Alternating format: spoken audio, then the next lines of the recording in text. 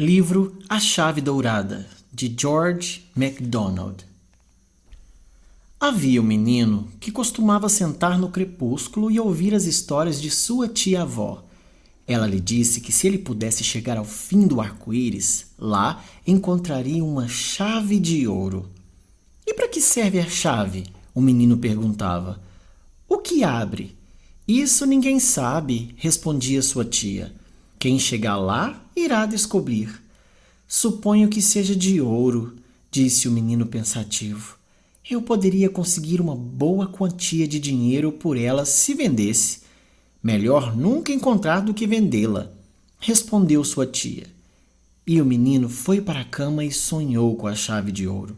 Agora, tudo o que sua tia-avó disse ao menino sobre a chave de ouro teria sido um disparate. Não fosse que sua casinha ficasse nos limites do país das fadas. Pois é perfeitamente sabido que fora do país das fadas ninguém jamais consegue descobrir onde está o arco-íris. A criatura cuida tão bem de sua chave de ouro, sempre voando de um lugar para o outro, para que ninguém a encontre. Mas no país das fadas é bem diferente. As coisas que parecem reais nesse país parecem besteira no país das fadas. Enquanto algumas das coisas que aqui acontecem não duram nem sequer um momento, lá parecem uma eternidade. Portanto, não era nem um pouco absurdo da velha mulher dizer essas coisas ao sobrinho sobre a chave de ouro. Você já conhece alguém que a encontrou? Ele perguntou uma noite. Sim, seu pai, eu acredito, a encontrou. E o que ele fez com isso? Você pode me dizer? Ele nunca me disse. Como ela era? Ele nunca me mostrou. Como é que uma nova chave sempre surge lá? Não sei. É uma boa pergunta. Talvez seja o ovo do arco-íris. Talvez seja. Você seria muito recompensado se encontrasse. Talvez consiga, se eu derrubar o arco-íris do céu. Talvez. Uma noite, no verão, o menino entrou em seu quarto e parou em frente à janela de treliça, olhando para a floresta que margeava os arredores do país das fadas. A floresta ficava a leste e o sol, que se punha atrás da cabana, olhava diretamente para a floresta escura com seus olhos vermelhos. As árvores eram todas velhas e tinham poucos galhos, de modo que o sol conseguia percorrer um grande caminho com seu olhar. Sendo o menino de visão aguçada, podia ver quase tão longe quanto o sol. As árvores pareciam fileiras de colunas vermelhas sobre o brilho ardente do sol, e ele podia ver corredor após corredor ao longe. Enquanto olhava para a floresta, passou a sentir como se as árvores estivessem todas esperando ansiosamente por ele. Mas o menino estava com fome e queria jantar, então ele acabou protelando. De repente, longe entre as árvores, no limite onde o sol podia brilhar, ele viu algo glorioso. Era o fim de um arco-íris grande e brilhante. Ele podia contar todas as 7 cores e ver tonalidade após tonalidade além do violeta. Antes do vermelho, havia uma cor ainda mais linda e misteriosa. Era uma cor que ele nunca tinha visto antes. Apenas o fim do arco do arco-íris era visível. Ele não conseguia ver nada acima das árvores. A chave de ouro, disse para si mesmo, e disparou para a floresta. Não tinha ido muito longe antes do pôr do sol, mas o arco-íris brilhava ainda mais forte, pois o arco-íris do país das fadas não depende do sol como o nosso. As árvores o acolheram, os arbustos abriam caminho, o arco-íris ficava cada vez maior e mais brilhante. Finalmente, ele avistou entre 2 árvores. Era uma visão grandiosa, queimando lá, em silêncio, com suas lindas, adoráveis e delicadas cores, cada uma com sua beleza distinta, mas todas combinando. Ele agora podia ver isso muito melhor. O arco-íris se erguia alto no céu azul, mas se curvava tão pouco que ele não sabia dizer que altura a coroa do arco deveria atingir. Aquilo era apenas uma pequena parte de um arco enorme. Ficou observando até se esquecer de si mesmo, até esquecer a chave que viera buscar. E quanto mais observava, mais ficava maravilhado. E em cada uma das cores, que eram tão grandes quanto as colunas de uma igreja, ele podia ver vagamente belas formas subindo lentamente como se fossem degraus de uma escada em espiral. As formas pareciam irregulares, ora uma, ora muitas, ora várias, ora nenhuma. Homens, mulheres e crianças, todas diferentes, todas lindas. Ele se aproximou do arco-íris e o mesmo desapareceu. Ele deu um passo para trás, consternado. Estava lá novamente, tão lindo como sempre.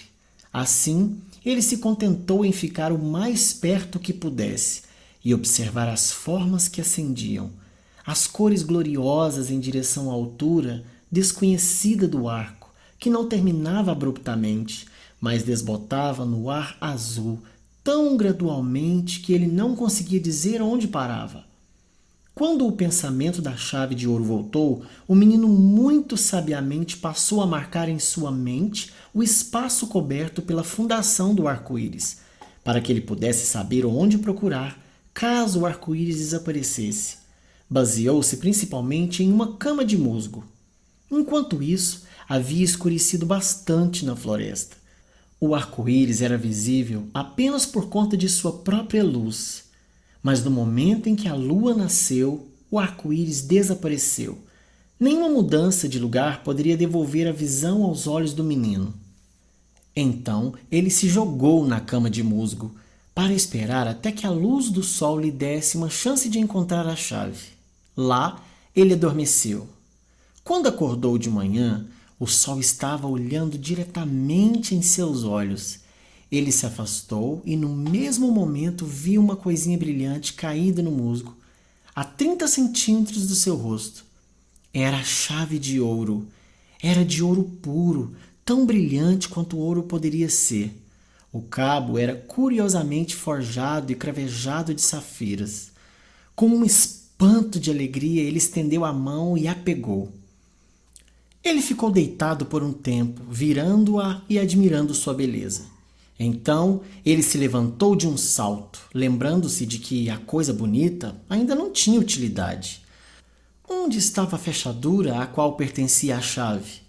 Deveria estar em algum lugar, pois como alguém poderia ser tão tolo a ponto de fazer uma chave sem fechadura? Onde ele deveria ir para procurar? Ele olhou ao redor, para o ar, para a terra, mas não viu nenhum buraco de fechadura nas nuvens, na grama ou nas árvores. Assim que começou a crescer seu desconsolo, no entanto, ele viu algo brilhando na madeira. Foi um mero vislumbre, mas ele interpretou isso como um vislumbre de arco-íris e foi em sua direção.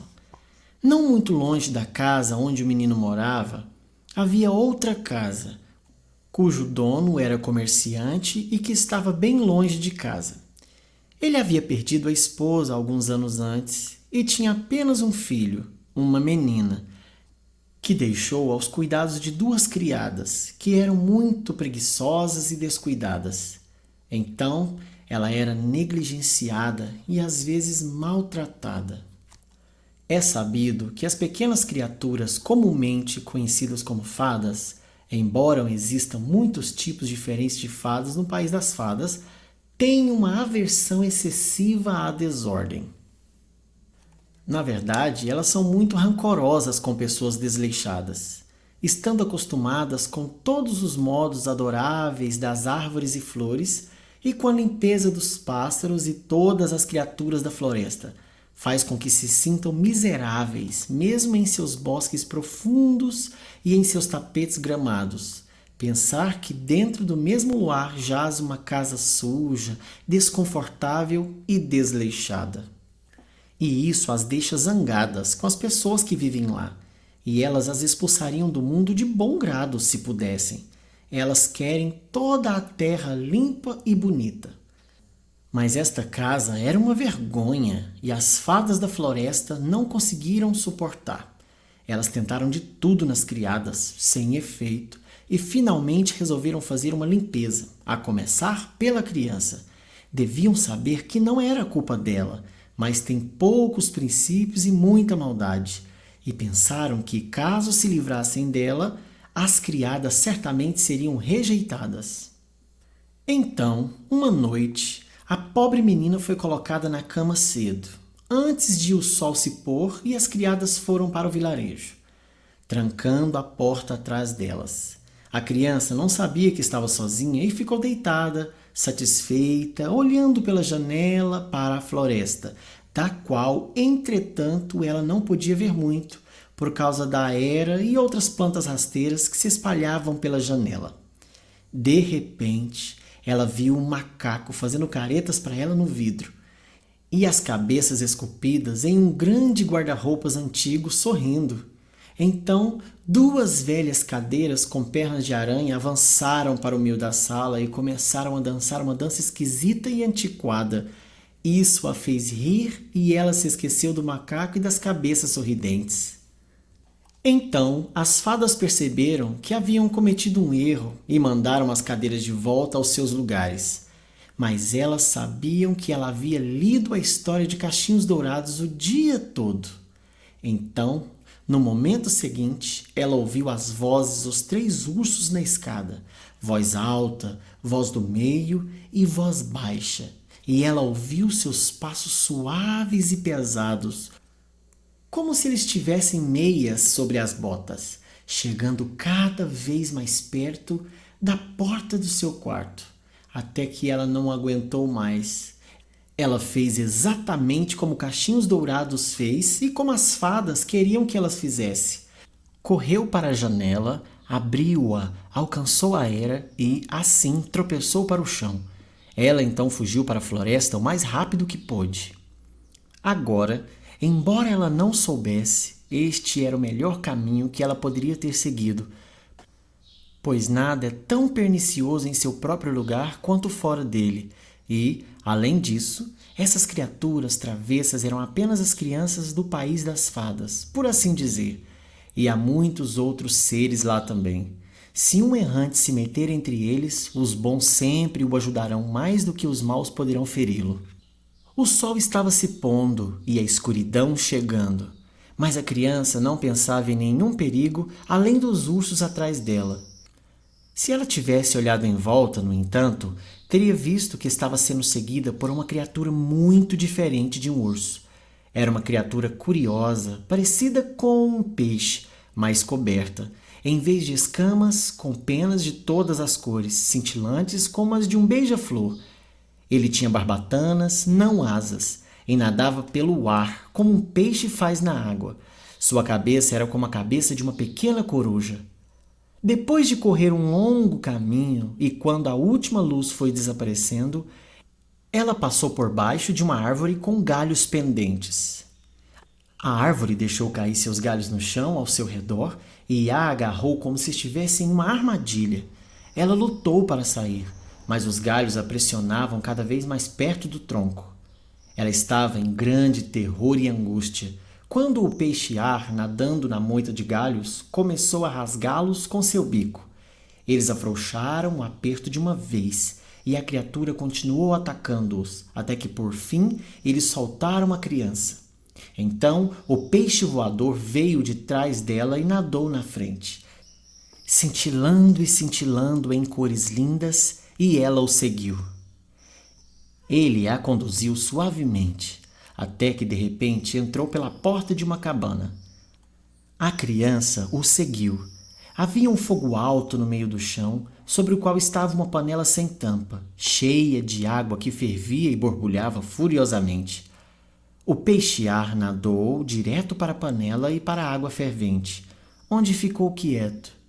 Uma linda mulher levantou-se do lado oposto da fogueira e foi ao encontro da garota. Ela a pegou nos braços e disse: "Ah, finalmente você chegou. Há muito tempo que procuro por você. A mulher se sentou com ela no colo e lá a garota ficou olhando para ela. Nunca tinha visto nada tão bonito.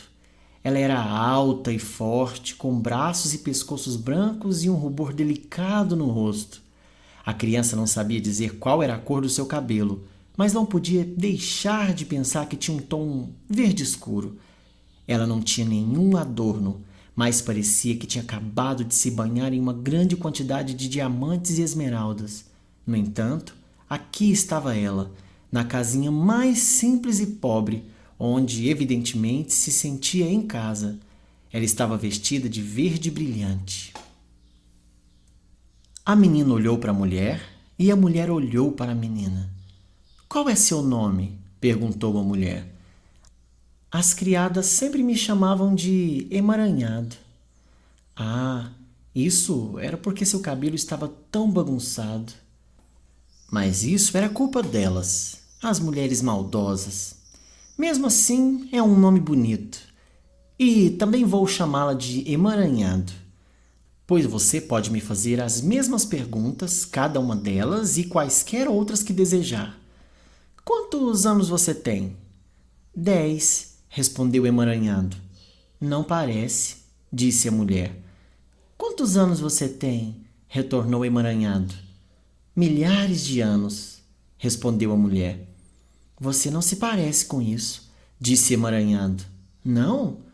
Eu acho que sim. Você não vê como sou bonita? E seus grandes olhos azuis olharam para a pequena emaranhado, como se todas as estrelas do céu se fundissem nelas para gerar seu brilho. Ah, mas, disse emaranhado, quando as pessoas vivem muito, envelhecem. Pelo menos, sempre pensei que fosse assim. Não tenho tempo para envelhecer, disse a mulher. Estou muito ocupada para isso. É muito ocioso envelhecer. Mas não posso ter minha filhinha tão desarrumada. Você sabe que não consigo encontrar um ponto limpo em seu rosto para beijar. Talvez, sugeriu o emaranhado, sentindo-se envergonhada, mas não muito para dizer uma palavra por si mesma. Talvez seja porque a árvore me fez chorar muito. Minha pobre querida, disse a mulher, parecendo agora como se a lua se derretesse em seus olhos e beijando seu rostinho sujo como estava. A árvore danada deve sofrer por fazer uma menina chorar. E qual o seu nome? Perguntou o emaranhado. Avó, respondeu a mulher. De verdade? Sim, de fato. Eu nunca conto mentiras, mesmo por diversão. Muito legal da sua parte. Eu não poderia. Mesmo que tentasse, se tornaria verdade se eu dissesse, e então eu seria punida à altura. E ela sorriu como o sol em uma chuva de verão. Mas agora ela continuou. Eu devo lavar e vestir você, e então iremos jantar. Oh, faz muito tempo desde que jantei, disse emaranhado. Sim, respondeu a mulher, 3 anos atrás. Você não sabe, mas se passaram 3 anos desde que você fugiu dos ursos. Você tem 13 anos ou mais agora. Emaranhado só conseguia olhar. Ela tinha certeza de que era verdade. Você não vai ter medo de nada que eu faça com você, vai? Disse a mulher. Vou tentar, mas não posso ter certeza. Você sabe, respondeu o emaranhado. Gostei da resposta. Devo ficar satisfeita com isso, respondeu a mulher. Ela tirou a camisola da garota, levantou-se com ela nos braços e, indo até a parede da cabana, abriu uma porta. Então, emaranhado viu um tanque fundo, cujas laterais estavam cheias de plantas verdes, que tinham flores de todas as cores. Havia um telhado sobre ele, como o telhado da cabana. Estava cheio de belas águas claras, nas quais nadava um cardume de peixes, como aquele que a levara até a cabana. Foi o brilho deles que mostrou o lugar em que estavam. A mulher disse algumas palavras que emaranhado não conseguiu entender e jogou-a no tanque. Os peixes se aglomeraram em torno dela. 2 ou 3 deles ficaram sob sua cabeça e continuaram. Os demais se esfregaram nela e com as penas molhadas a lavaram bem. Então a mulher, que estava olhando o tempo todo, tornou a falar. Cerca de 30 ou 40 dos peixes emergiram da água debaixo de Emaranhado, e então a carregaram até os braços que a mulher estendeu para pegá-la. Ela a carregou de volta para o fogo e, depois de secá-la bem, abriu uma arca e tirou as melhores roupas de linho, cheirando a grama e lavanda. Colocou-a sobre ela e, por cima de tudo, um vestido verde, igual ao dela, brilhando como o dela, suave como o dela, e descendo em ondas da cintura, onde era amarrado com uma corda marrom, até os pés descalços. Você não vai me dar um par de sapatos também, avó? Disse Emaranhado. Não, minha querida, sem sapatos. Olha aqui, eu não uso sapatos. Dizendo isso, ela ergueu um pouco o vestido, e lá estavam os pés brancos mais lindos, mas sem sapatos. Então, Emaranhado se contentou em ficar sem sapatos também. A mulher sentou-se com ela novamente, e penteou seu cabelo, e escovou-o, e então o deixou secar enquanto ela jantava. Primeiro tirou o pão de um buraco na parede, depois o leite de outro. Em seguida, vários tipos de frutas saíram de um terceiro. E então ela foi até a panela no fogo e tirou o peixe, agora bem cozido. E assim que ela tinha arrancado sua pele emplumada, estava pronto para ser comido. Mas, exclamou o Emaranhado, olhou para o peixe e não conseguiu dizer mais nada. Eu sei o que você quer dizer, respondeu a mulher. Você não gostaria de comer o mensageiro que o trouxe para casa, mas é a coisa mais gentil que você pode fazer. A criatura teve medo de ir até que me viu colocar a panela e me ouviu prometer que deveria ser fervida no momento em que voltasse com você. Em seguida, disparou para fora da porta de uma vez. Você o viu entrar no pote sozinho no momento em que entrou, não viu?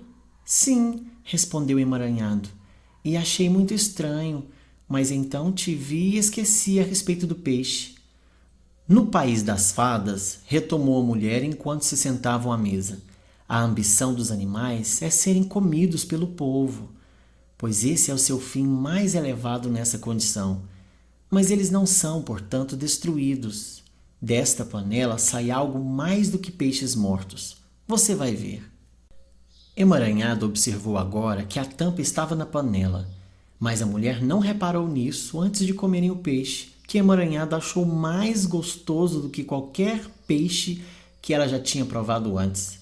Era branco como a neve, delicado como creme, e no momento em que engoliu um bocado, uma mudança que ela não conseguia descrever começou a acontecer. Ela ouviu um murmúrio à sua volta, que se tornou cada vez mais articulado, e, por fim, à medida que continuava a comer, tornou-se inteligível. Quando ela terminou sua parte, os sons de todos os animais na floresta vieram aglomerando-se através da porta até seus ouvidos, pois a porta ainda estava aberta, embora estivesse escuro como o breu lá fora, e eles não eram mais apenas sons. Eram fala, e fala que ela podia entender. Ela também sabia o que os insetos da cabana diziam uns para os outros. Ela tinha até a suspeita de que as árvores e flores ao redor da cabana mantinham comunicações noturnas uma com as outras, mas o que diziam ela não conseguia ouvir. Assim que o peixe foi comido, a mulher foi até o fogo e tirou a tampa da panela. Uma adorável criaturinha em forma humana, com grandes asas brancas, ergueu-se dela e voou ao redor do telhado da cabana. Então caiu, tremulando e aninhando no colo da mulher. Ela disse a ele algumas palavras estranhas, levou-o até a porta e jogou-o na escuridão. Emaranhado ouviu o bater de suas asas morrendo ao longe. Agora, nós causamos algum mal aos peixes? Disse ela voltando. Não, respondeu Emaranhado. Acho que não. Eu não me importaria de comer um todos os dias.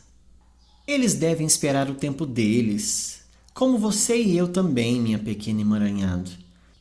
E ela sorriu, um sorriso cuja tristeza contida tornou ainda mais adorável. Mas, ela continuou, eu acho que podemos ter um para o jantar amanhã. Dizendo isso, foi até a porta do tanque e falou, e agora Emaranhado a entendia perfeitamente. Eu quero um de vocês, ela disse, o mais sábio. Em seguida, os peixes se juntaram no meio do tanque, com as cabeças formando um círculo acima da água e as caudas um círculo maior abaixo dela. Eles estavam realizando um conselho, no qual sua sabedoria relativa deveria ser determinada. Por fim, um deles voou para a mão da mulher, parecendo animado e pronto. Você sabe onde fica o arco-íris? Ela perguntou. Sim, mãe, muito bem, respondeu o peixe. Traga para casa um jovem que você encontrará lá, que não sabe para onde ir. O peixe saiu pela porta de uma vez. Então a mulher disse a Emaranhado que era hora de ir para a cama. E abrindo outra porta na lateral da cabana, mostrou-lhe um pequeno caramanchão, fresco e verde, com um leito de urze púrpura crescendo nele, sobre o qual ela jogou um grande embrulho feito de peles com penas de peixes sábios, brilhando lindamente à luz do fogo. Emaranhado logo se perdeu nos sonhos mais estranhos e adoráveis, e a bela mulher estava em cada um de seus sonhos. De manhã, ela acordou com o farfalhar de folhas sobre sua cabeça e o som de água corrente. Mas, para sua surpresa, ela não conseguiu encontrar nenhuma porta, nada além da parede de musgo da cabana. Então, ela se esgueirou por uma abertura no caramanchão e parou na floresta. Se banhou em um riacho que corria alegremente por entre as árvores e se sentiu mais feliz. Por ter entrado uma vez no lago da avó, ela estaria limpa e arrumada para sempre. E depois de colocar o vestido verde, sentiu-se uma dama. Passou aquele dia na floresta, ouvindo os pássaros, feras e coisas rastejantes. Ela entendeu tudo o que eles disseram, embora não pudesse repetir uma palavra, e cada tipo tinha uma linguagem diferente. Ao passo que havia um entendimento comum, embora mais limitado entre todos os habitantes da floresta. Ela não viu nada da bela mulher, mas sentia que estava perto dela o tempo todo. E ela teve o cuidado de não perder de vista a cabana. Era redonda e ela não podia ver nem porta nem janela nela. O fato era que não tinha janelas, e embora estivesse cheia de portas, todas se abriam por dentro e nem mesmo podiam ser vistas de fora.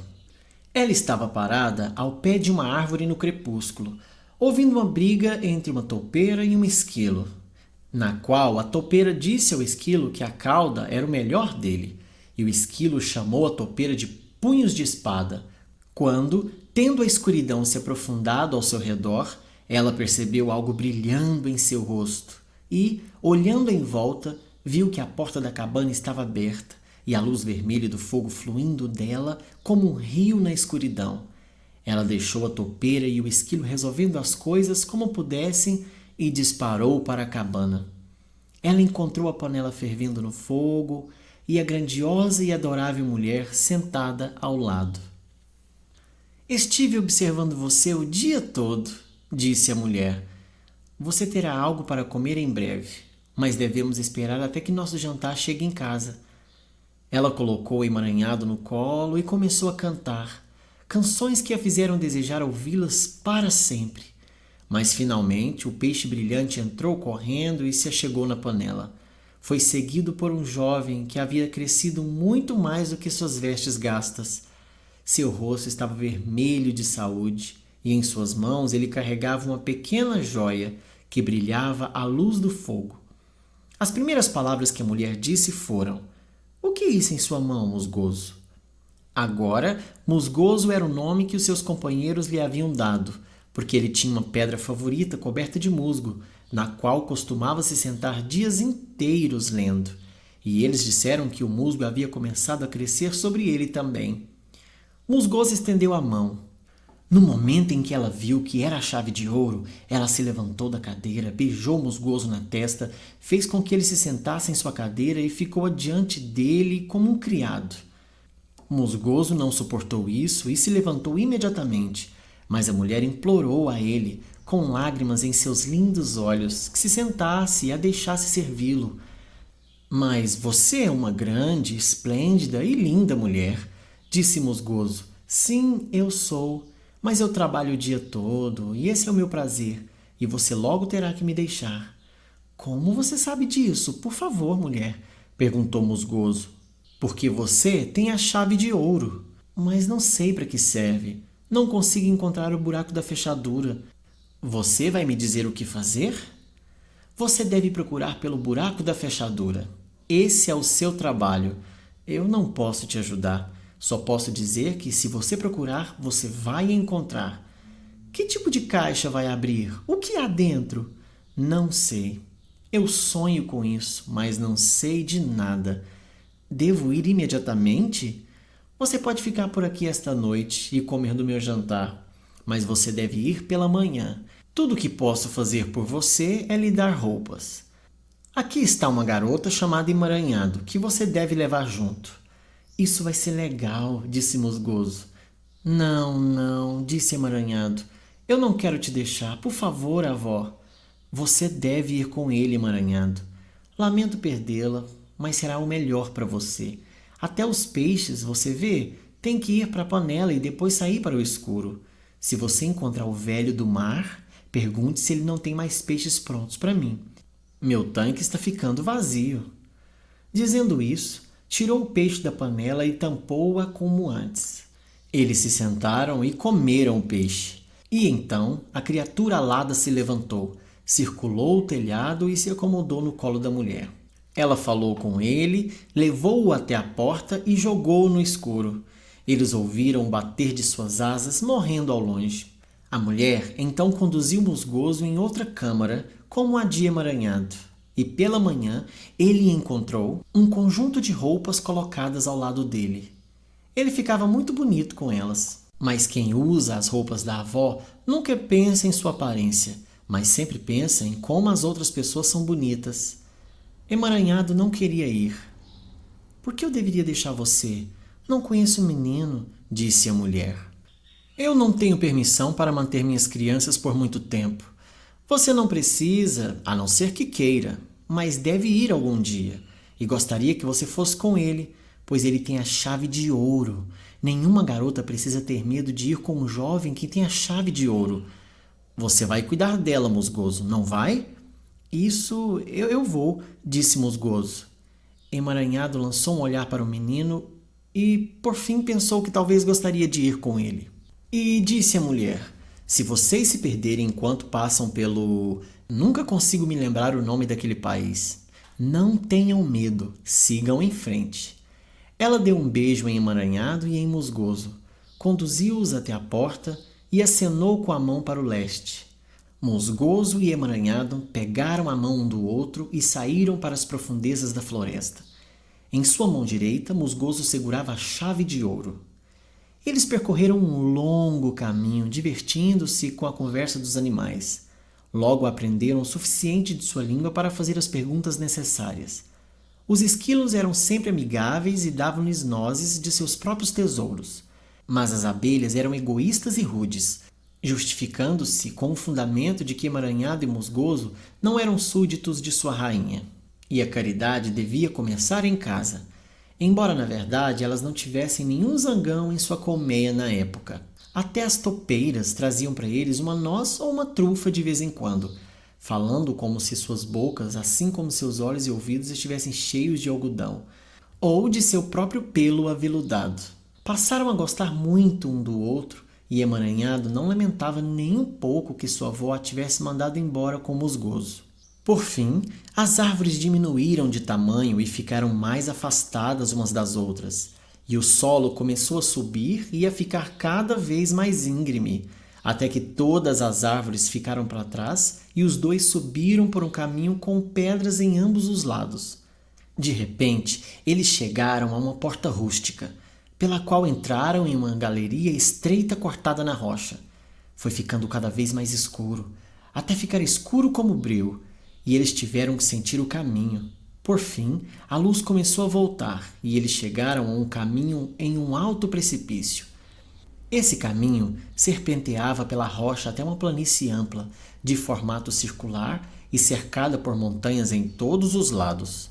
Os opostos a eles estavam muito distantes e se elevavam a uma altura terrível, disparando pináculos pontiagudos, azuis e esmaltados pelo gelo.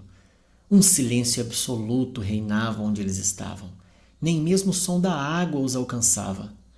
Olhando para baixo, eles não conseguiam dizer se o vale abaixo era uma planície gramada ou um grande e calmo lago.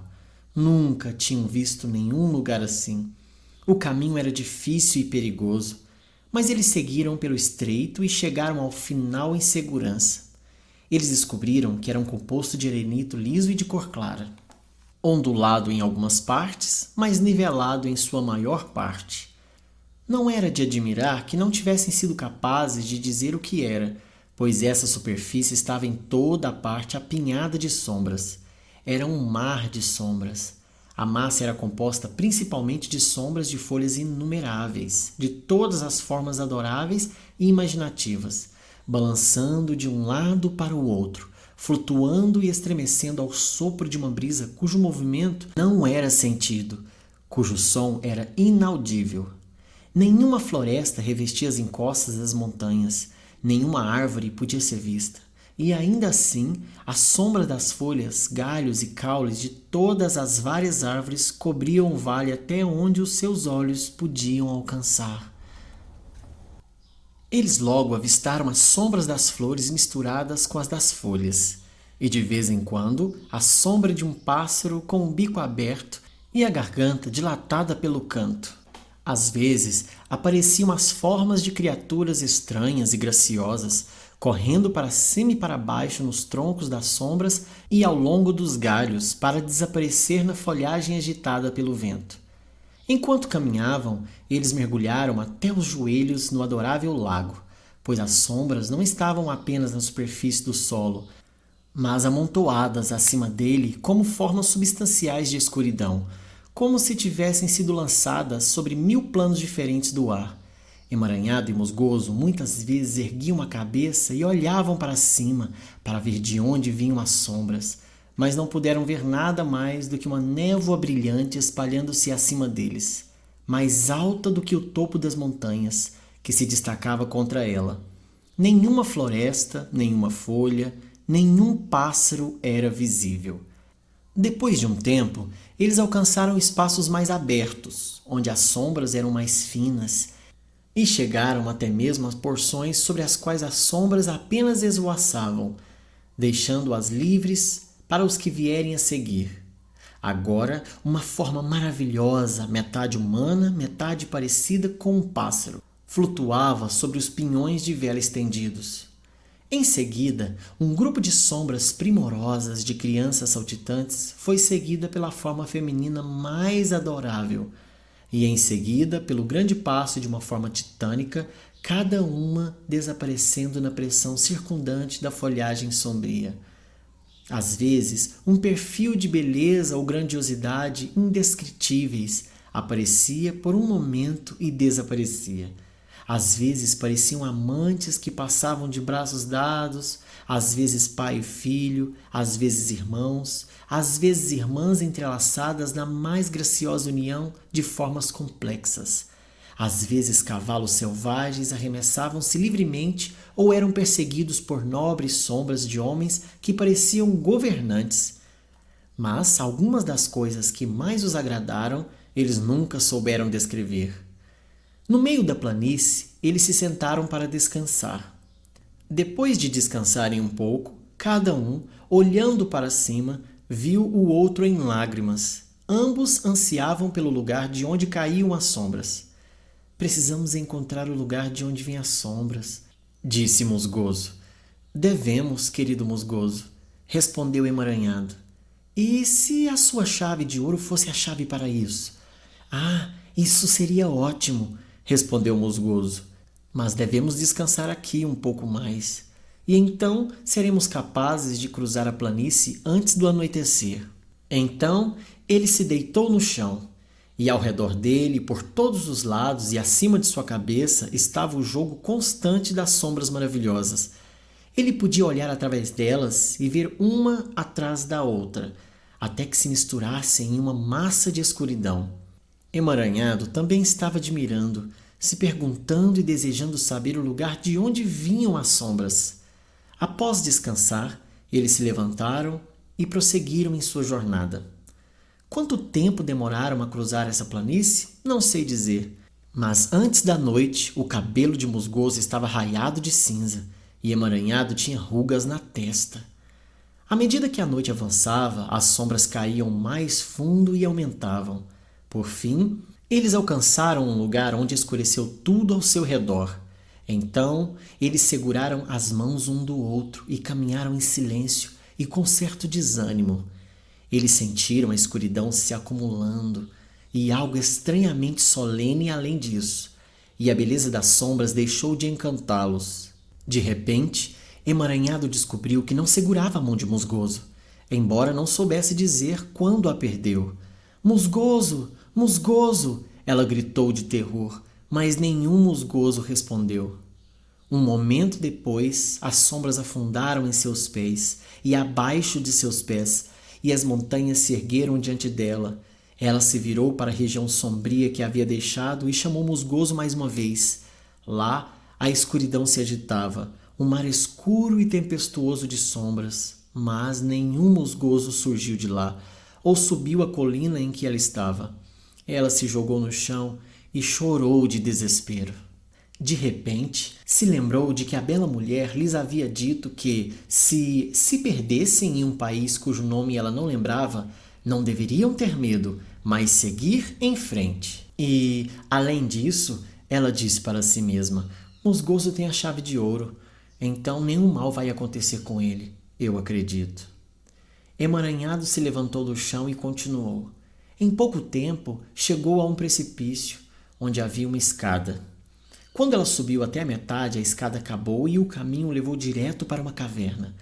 Ela estava com medo de entrar e, voltando-se novamente para a escada, ficou tonta ao ver as profundezas abaixo e foi forçada a se jogar na boca da caverna.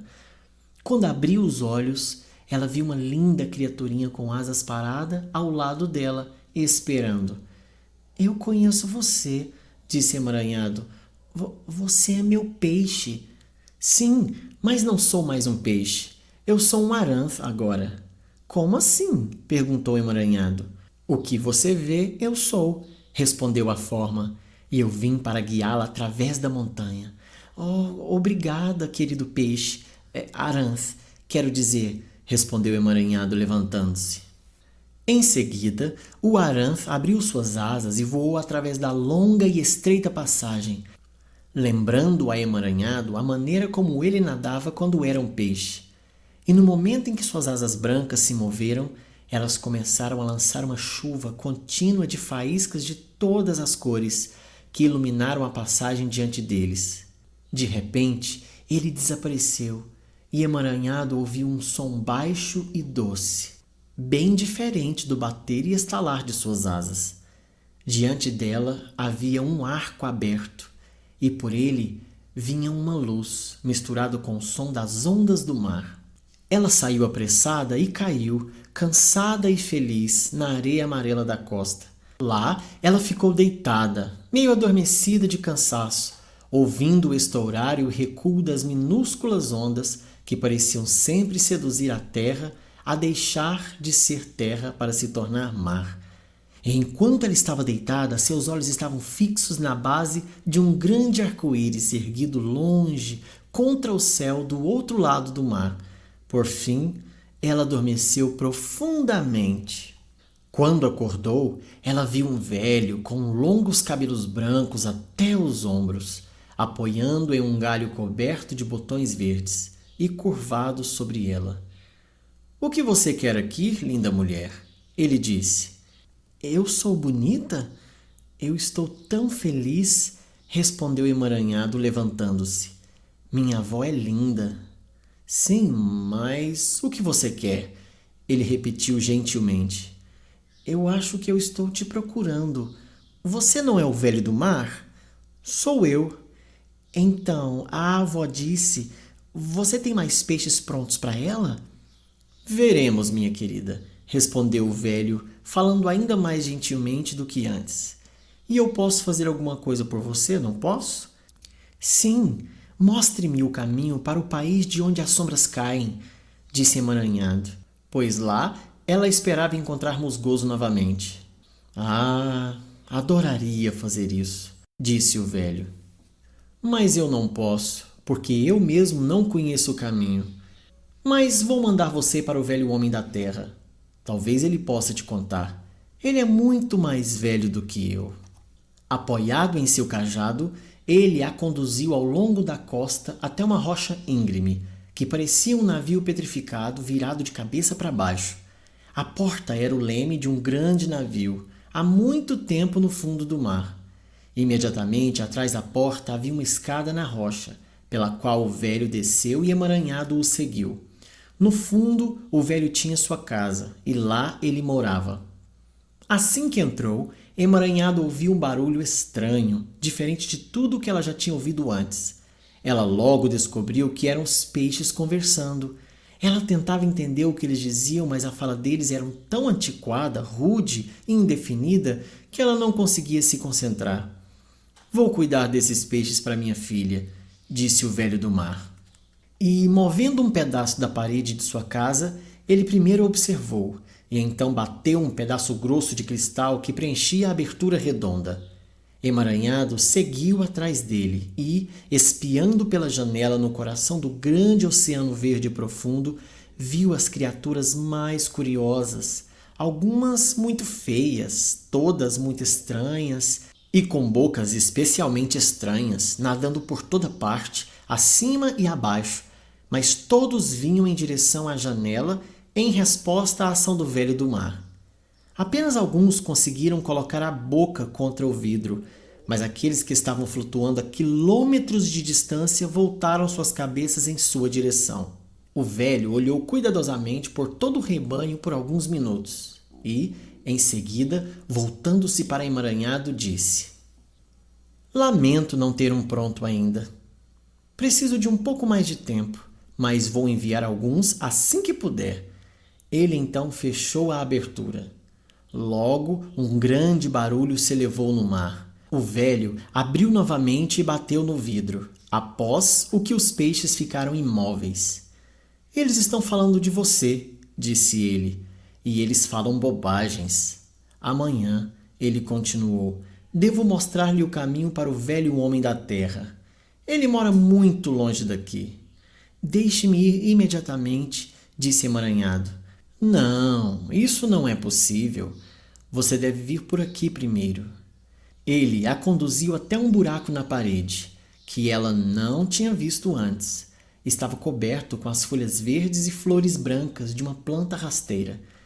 Apenas plantas com flores brancas podem crescer no fundo do mar, disse o velho. Lá você encontrará uma banheira, na qual deve ficar deitada até que eu a chame. Emaranhado entrou e encontrou uma sala ou caverna menor.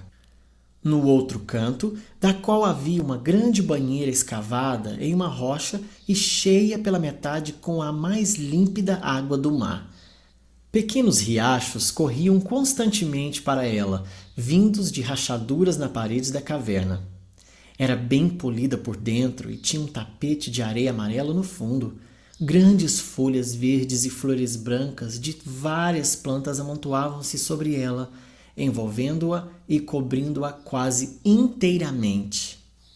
Assim que se despiu e se deitou na banheira, começou a sentir como se a água estivesse afundando dentro dela. E ela estava recebendo todo o bem do sono, sem passar pelo esquecimento. Ela sentiu o bem-vindo o tempo todo. Não tinha estado tão esperançosa desde que se perdeu de Musgoso. Mas ela não conseguia deixar de pensar em como era triste para um pobre velho morar ali sozinho e ter que cuidar de um mar cheio de peixes estúpidos e rebeldes. Depois de cerca de 1 hora, enquanto ela pensava, ouviu uma voz dele chamando-a e levantou-se da banheira. Todo o cansaço e dor de sua longa jornada haviam desaparecido. Ela estava inteira e forte, e bem como se tivesse dormido por 7 dias.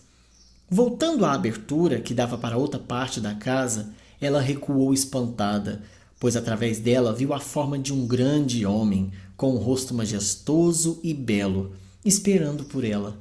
Venha, disse ele. Vejo que você está pronta. Onde está o velho do mar? Ela perguntou humildemente. Não há ninguém aqui além de mim, ele respondeu sorrindo. Algumas pessoas me chamam de velho do mar, outros têm outro nome para mim e ficam terrivelmente assustados quando me encontram dando um passeio à beira-mar. Portanto, evito ser visto por eles, pois eles têm tanto medo de ver o que eu realmente sou. Você me vê agora, mas devo mostrar-lhe o caminho para o velho homem da terra. Ele a conduziu até a caverna onde ficava a banheira, e lá ela viu, no canto oposto, uma segunda abertura na rocha. Desça aquela escada e ela o levará até ele, disse o velho do mar. Com humildes agradecimentos, Emaranhado despediu-se. Ela desceu a escada em caracol até começar a temer que não houvesse fim para isso. Desceu e desceu, áspera e quebrada, com fontes de água explodindo das rochas e descendo os degraus ao lado dela. Estava bastante escuro, mas ela podia ver, pois depois de estar naquele banho, os olhos das pessoas sempre emitem uma luz pela qual elas podem ver. Não havia coisas rastejantes no caminho. Tudo estava seguro e agradável, embora tão escuro, úmido e profundo. Por fim, se viu em uma caverna cintilante. Em uma pedra no meio estava sentada uma figura de costas para ela, a figura de um velho dobrado pelo tempo. Por trás, ela podia ver sua barba branca espalhada no chão rochoso à sua frente. Ele não se moveu quando ela entrou. No momento em que olhou em seu rosto, Emaranhado viu que ele era um jovem de beleza encantadora. Ele estava sentado em transe, com o deleite do que viu em um espelho de algo parecido com prata, que jazia no chão a seus pés, e que por trás ela havia interpretado como sua barba branca. Ele se sentou, indiferente à presença dela, pálido, com a alegria de sua visão. Ela se levantou e o observou. Por fim, toda trêmula, ela falou, mas sua voz não fez nenhum som. Mesmo assim, o jovem ergueu a cabeça. Ele não demonstrou surpresa, entretanto, ao vê-la. Apenas sorriu em boas-vindas. Você é o velho homem da terra? Emaranhado havia dito. E o jovem respondeu, e Emaranhado o ouviu, embora não com seus ouvidos. Eu sou. O que posso fazer para você? Diga-me o caminho para o lugar de onde as sombras caem. Isso eu não sei. Eu só sonho com isso. Vejo suas sombras às vezes em meu espelho. Não sei o caminho, mas acho que o velho do fogo deve saber. Ele é muito mais velho do que eu. Ele é o homem mais velho de todos. Onde ele mora? Eu vou te mostrar o caminho para a casa dele. Eu nunca o vi pessoalmente. Dizendo isso, o jovem levantou-se e ficou um tempo olhando para Emaranhado. Eu gostaria de poder ver aquele lugar também, disse ele, mas devo cuidar do meu trabalho. Ele a conduziu para a lateral da caverna e disse-lhe para encostar o ouvido na parede. O que você ouve? Ele perguntou. Eu ouço, respondeu Emaranhado, o som de água correndo dentro da rocha. Aquele rio desce até a morada do homem mais velho de todos, o velho do fogo. Esse rio é o único caminho para lá. Então, o velho homem da terra curvou-se sobre o chão da caverna, ergueu uma enorme pedra e a deixou inclinada, revelando um grande buraco. Esse é o caminho, disse ele, mas não há escadas. Você deve se jogar. Não há outra maneira. Ela se virou e olhou bem no rosto dele. Ficou assim por um minuto inteiro, como ela pensava, mas na verdade foi um ano inteiro.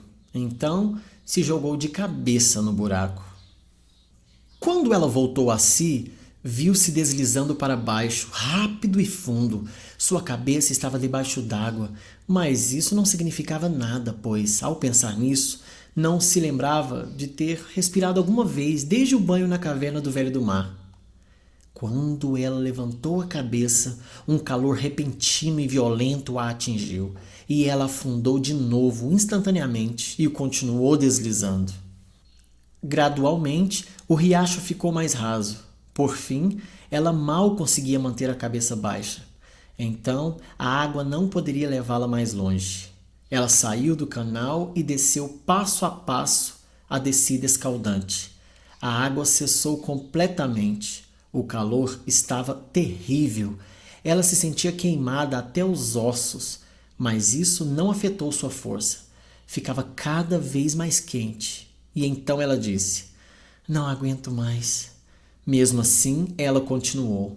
Por fim, a escada terminou em um arco rude e em uma rocha quase brilhante. Através dessa arcada, Emaranhado caiu exausta em uma caverna com musgo fresco. O chão e as paredes estavam cobertos de musgo, verde, macio e úmido. Um pequeno riacho jorrava de uma fenda na rocha e caía em uma bacia de musgo. Ela mergulhou no riacho e bebeu água. Então, ela ergueu a cabeça e olhou ao redor. Não viu ninguém na caverna, mas, no momento em que se levantou, teve uma sensação maravilhosa de que estava no segredo da terra e de todos os seus caminhos. Tudo que ela tinha visto ou aprendido nos livros, tudo que sua avó disse ou cantou para ela, toda a conversa sobre animais, pássaros e peixes, tudo o que tinha acontecido com ela em sua jornada com musgoso. E desde então, no coração da terra com o velho, tudo ficou claro. Ela entendeu tudo e viu que tudo significava a mesma coisa, embora ela não conseguisse colocar em palavras. No momento seguinte, ela avistou, em um canto da caverna, uma criança nua, sentada no musgo. Ele estava brincando com bolas de várias cores e tamanhos. Emaranhado sentia que havia algo acontecendo que estava acima de sua compreensão. Ela sabia que devia haver um significado infinito na mudança, na sequência e nas formas individuais das figuras nas quais a criança arrumava as bolas, bem como nas harmonias variadas de suas cores. Mas ela não sabia dizer o que tudo isso significava. Continuou ocupado, incansavelmente, jogando seu jogo solitário, sem erguer os olhos ou parecer saber que havia uma estranha por perto. Diligentemente, como uma rendeira muda suas bobinas, ele mudava e arrumava suas bolas. Flashes de significado agora passariam delas para Emaranhado, e agora novamente tudo seria não apenas obscuro, mas totalmente escuro. Ela ficou olhando por um longo tempo, pois havia fascínio na visão. E quanto mais ela olhava, mais uma indescritível e vaga inteligência despertava em sua mente. Por 7 anos ela ficou ali, olhando a criança nua com suas bolas coloridas. E parecia a ela como 7 horas, quando de repente, a forma que as bolas tomaram, ela não sabia por que a lembrou do Vale das Sombras. E ela falou: "Onde está o velho do fogo?" Ela disse. "Estou aqui", respondeu a criança, levantando-se e deixando as bolas no musgo. "O que posso fazer para você?" Havia um repouso tão terrível no rosto da criança que Emaranhado ficou muda diante dele. Ele não sorria, mas o amor em seus grandes olhos cinzentos era profundo. E com o repouso estava em seu rosto um brilho como a luz da lua, que parecia como se a qualquer momento pudesse se abrir em um sorriso tão arrebatador que faria o observador chorar até a morte. Mas o sorriso nunca apareceu e o luar permaneceu intacto, pois o coração da criança era profundo demais para que qualquer sorriso alcançasse seu rosto. "Você é o homem mais velho de todos?" Por fim, Emaranhado, cheia de admiração, atreveu-se a perguntar. "Sim, eu sou. Eu sou muito, muito velho e posso te ajudar. Eu sei, posso ajudar a todos." E a criança se aproximou e olhou em seu rosto de tal forma que ela começou a chorar. Você pode me dizer o caminho para o lugar de onde as sombras caem? Ela soluçou. Sim, eu conheço o caminho muito bem. Eu mesmo vou lá às vezes. Mas você não poderia seguir meu caminho. Você não tem idade suficiente. Eu vou te mostrar como você pode ir. Não me mande para o grande calor de novo, orou emaranhado. Não vou, respondeu a criança. E ele estendeu e colocou sua mãozinha fria no coração dela. Agora, ele disse, você pode ir. O fogo não vai te queimar. Venha.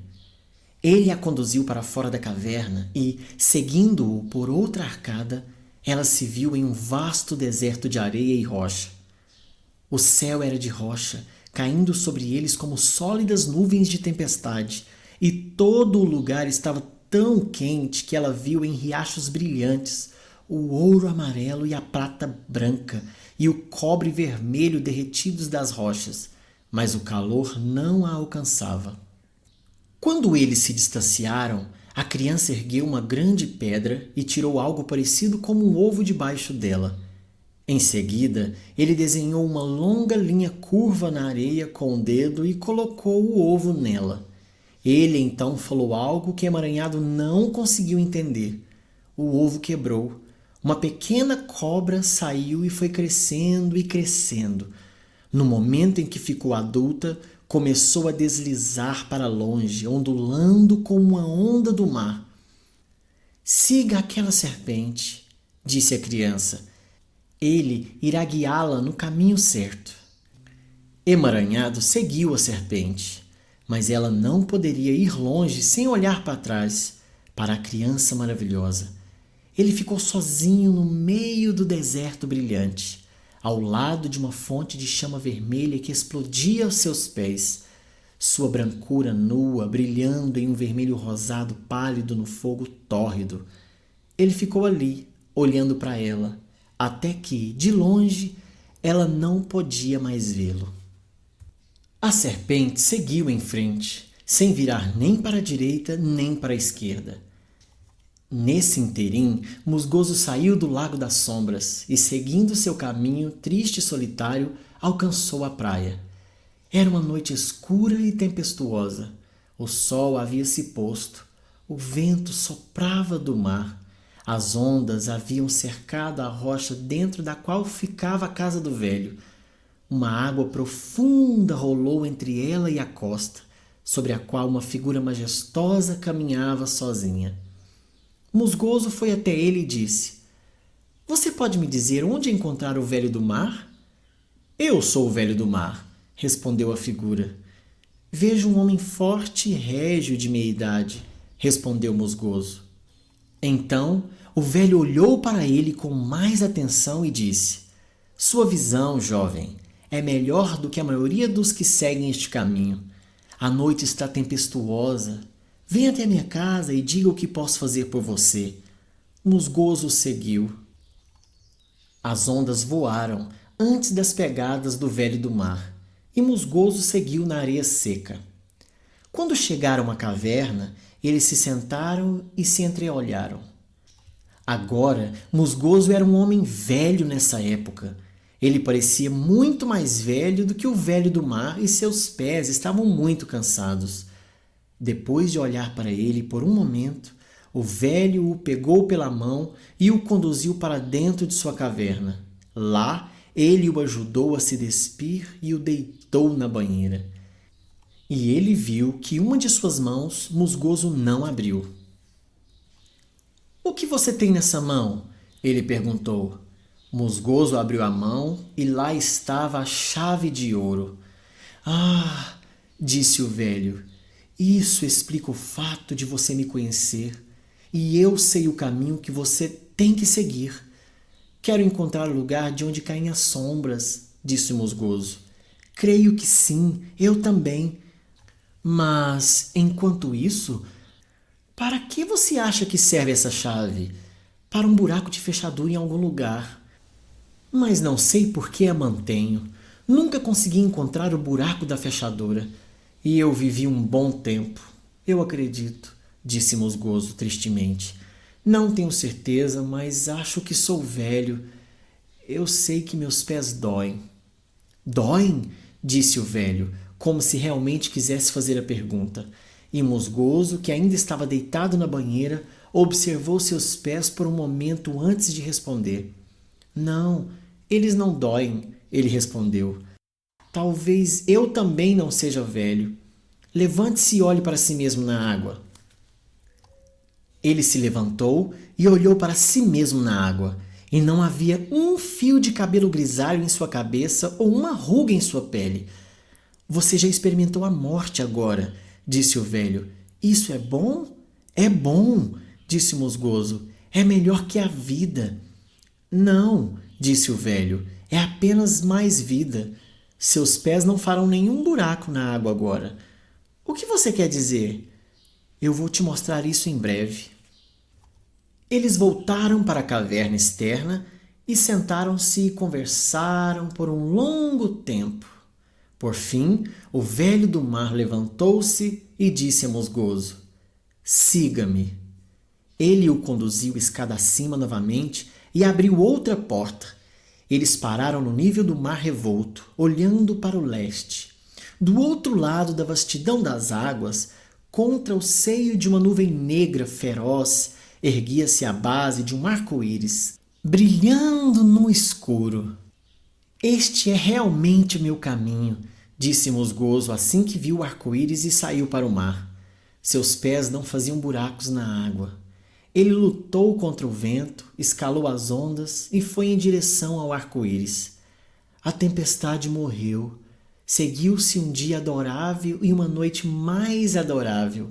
Um vento frio soprou sobre a vasta planície do Oceano Tranquilo. E ainda assim, Musgoso viajou para o leste. Mas o arco-íris havia desaparecido com a tempestade. Dia após dia, ele aguentou firme e pensou que não tinha guia. Ele não viu como um peixe brilhante sobre as águas direcionava seus passos. Ele cruzou o mar e chegou a um grande precipício de rocha, no qual só conseguiu descobrir um caminho. Este caminho não o levou além da metade da rocha, onde terminava em uma plataforma. Aqui ele parou e ponderou. Não poderia ser que o caminho parasse aqui, senão, para que serviria o caminho? Era um caminho acidentado, não muito plano, mas certamente um caminho. Ele examinou a face da rocha. Era lisa como vidro, mas enquanto seus olhos continuavam vagando desesperadamente por ela, algo brilhou e ele avistou uma fileira de pequenas safiras. Elas faziam fronteira com um pequeno buraco na rocha. O buraco da fechadura! Ele gritou. Experimentou a chave. Ela se encaixa. Um grande estrondo e choque, como de ferrolhos de ferro em enormes caldeirões de bronze, ecoou. Ele tirou a chave. A pedra à sua frente começou a cair. Ele recuou até onde a largura da plataforma permitia. Uma grande laje caiu a seus pés.